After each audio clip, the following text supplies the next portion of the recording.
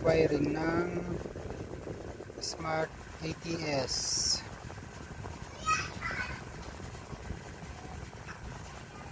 Ito yung input ng DIO, pumasok dun sa taas.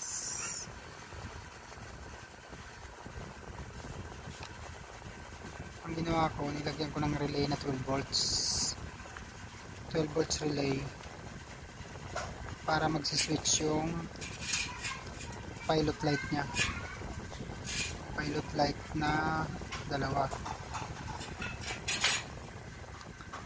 Kinunik ko yung DIO sa relay para pag nag solar na siya,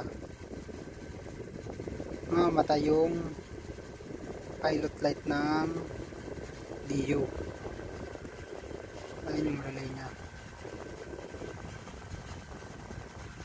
Ang priority nito solar priority.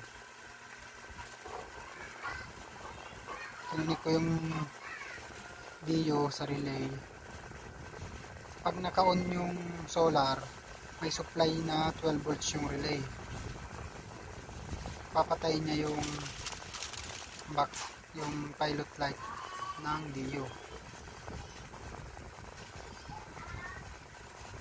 Para naman sa smart switch, magsusupply ka ng solar doon sa smart switch. Pag may supply na yung smart switch, siya yung magbibigay ng command papunta doon sa coil. Ito yung coil, galing sa smart switch yung supply sa coil. 220 yan.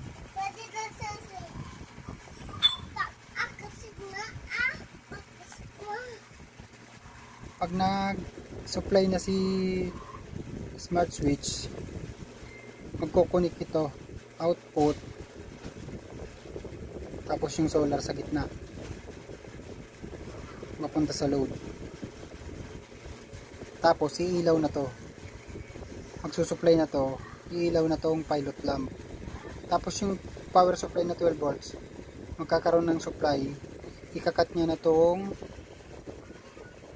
supply sa DIO pilot lamp. Ganon yung proseso niya para magkaroon ng pilot lamp. Pag pinatay mo si solar,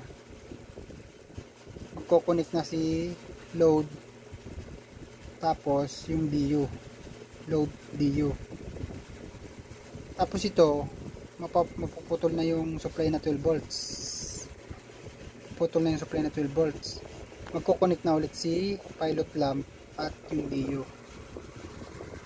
Ganun siya. Screenshot nyo na lang.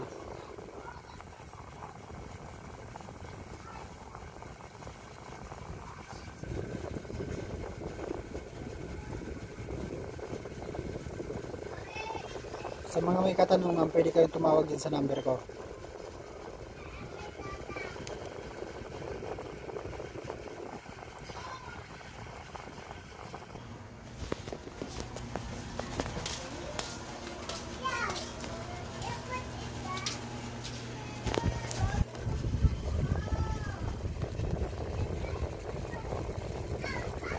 Thank you for watching.